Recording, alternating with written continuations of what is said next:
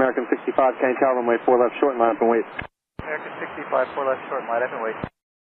Hello everybody, I'm DerTebbers. Welcome aboard. Welcome to Sochi in Russia. Welcome aboard our Tupolev Tu-16 Badger. It is the Badger.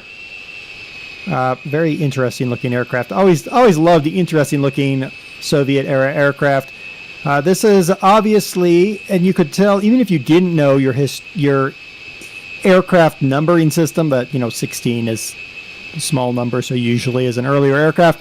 You could tell this aircraft would be relatively soon after World War II because it has a tail gunner and it has a turret up top. I think it even has a turret on the bottom. There it is right there. Yeah, we got rid of all that stuff because, well, missiles. You can't shoot a missile with a machine gun. You could try. NATO reporting name of Badger, twin-engine, strategic jet bomber.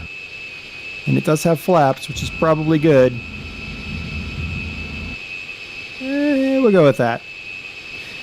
It has flown for more than 50 years, and the Chinese license bill Xane H6 remains in service with the People's Liberation Army Air Force. All right, we are inside our aircraft. Everybody ready? Whoever said "nyet," too bad. We're going to go ahead and power up our two Mikulin AM3 M500 turbojets. They're going to give us 21,000 pounds of thrust each. And we're going to take off very slowly. We might not live, but we're going to try. Turn it down a little bit. In the late 1940s, Soviet Union was strongly committed to matching the United States in strategic bombing capabilities. We're going to take off from inside the aircraft here. The Soviets' only long-range bomber at the time was Tupolev's Tu-4 Buff, a reverse-engineered version of our American B-29 Superfort. Now, when they developed the extremely powerful Mikulin AM3 turbojet, what's our speed? Can we take off yet? No. We gotta chill for a while. Oh goodness! Come on, baby, please let me take off. There we go. Oh yeah, get those wheels in. When they developed the Mikulin AM3 turbojet, the possibility of a large jet-powered bomber came into play. The first production bombers entered service with the Frontal Aviation in 1954, received the service designation Tu-16 and the reporting name Badger A. All right, we need to watch our airspeed, land speed, ground speed, all speed. Let's get our flaps up. I do like the fact that it's in English. Flaps are up. Okay, we're good. All right, so this aircraft has a large swept wing, and the two large turbojets are each in the wing root, as you can see there. Pretty nice. It could carry a single massive FAB 9000, which is a 9,000 kilogram or 19,800 pound conventional bomb, or various nuclear weapons. It could fly about 4,800 kilometers, that is 3,000 miles. Now, this aircraft began as a high-altitude free-fall bomber. Most of the aircrafts, as we exited World War II, that's what they were really going for, high-altitude free-fall bombing. But in the mid-1950s, much like in the United States, it was equipped to carry early Soviet cruise missiles. The Tu-16 KS-1, or Badger B, could carry AS-1 missiles about 1,800 kilometers. That's about 1,125 miles. And they were designed to be used against United States aircraft carriers. I'm going to try to slow this aircraft down a little bit. We don't want to go supersonic, that's for sure.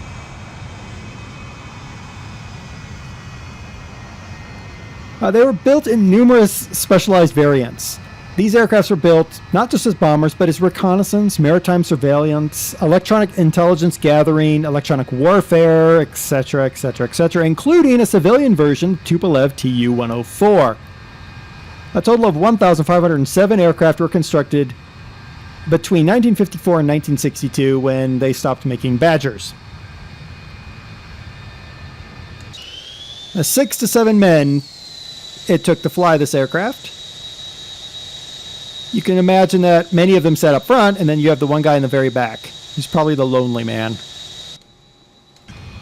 I wonder if there's any interior views. Nope. No interior views. I will crash if I don't give this aircraft some power. Alright, I'm going to kind of aim to go back to Sochi, but I doubt we'll make it. Alright, let's hit the button. Shift 1. Nice up close and personal of the cockpit. 2 gives me... that is autopilot. 4 is our radio. 5, nice big giant GPS. 6, fuel pumps and other electronic gear. And that's it. Starter panel. That's what that is. That's a starter panel. That would make sense. Pitot, battery, gens, starters, fuel pumps. Yeah. Cool. This is one of the nicer Soviet aircraft I've toyed around with. Now, one of my viewers did give me a really nice Yak-40, but it was all in Russian and I couldn't fly it because of that. This one at least is in English, so I can sort of figure out what in the world I'm doing. Now, this aircraft did carry 6 to 7 23mm Ivanasev Makarov AM-23 cannons. That's what we see in the tail, the nose, the belly, the top, all to defend the aircraft against enemy fighters. Again, early 50s. You're looking at stuff like F-86, Sabres, and similar aircraft. Do we have air brakes? No, but the air brakes opens up the bomb bay. Here we go. Free fall bombs for everybody. Catch! No? Okay. We'll go and try to land. The guy in the back has his life vest on already. He already knows the drill.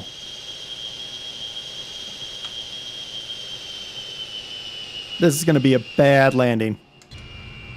I just have a feeling from a swept-wing aircraft like this, I don't think this is going to be good.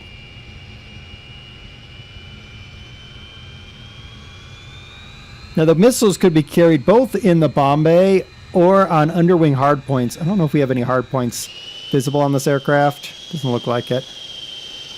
No.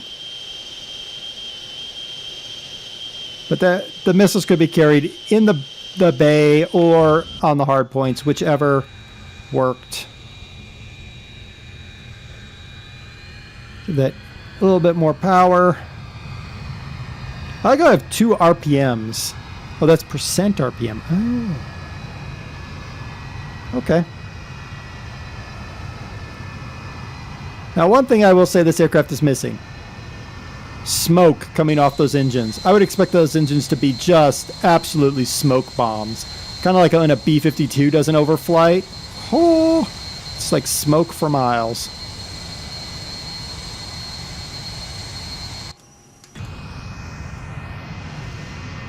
Whew.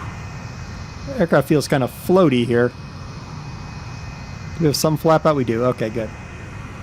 We're going to do it, people. We're going to do this landing.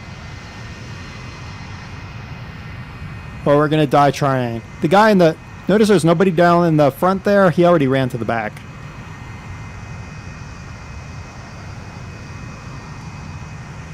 I'm looking at the speed, and I think 150 is what's supposed to be like landing speed, given that red line there.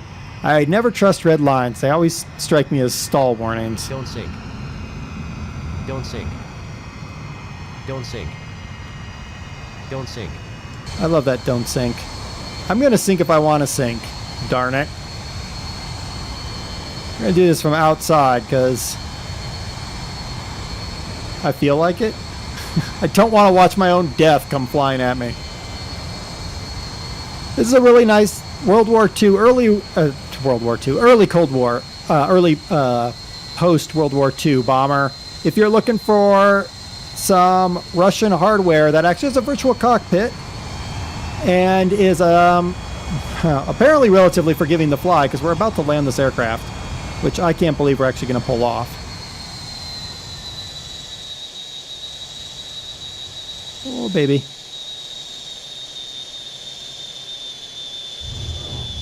Wow. Slam it onto the deck there, Dare. Good idea. Do I have a reversing? I do not have reversing thrust, which doesn't surprise me. But that is a beautiful looking aircraft. Oh, and we're going to go completely off the runway. Well, that's okay. We made it. We lived. We're going to open the aircraft. Main exit is opening. What does the main exit look like? Oh, there it is, underneath the belly of the airplane. That's pretty cool. If we turn off the aircraft, will anything cool happen? No. Okay. Well, there we go. There is our Tupolev Tu-16 Badger. This is a nice looking aircraft. The link is in the description as always. This is a cool aircraft to add to your fleet, especially if you're looking for a Russian aircraft with a virtual cockpit. Until next time, I've been DerTebbers. Happy flying, everybody. Good evening, ATO 101 Heavy. ATO 101 Heavy, good afternoon. Wind 0908, 48, split to land. On behalf of the flight crew, thank you for flying with us and have a pleasant stay.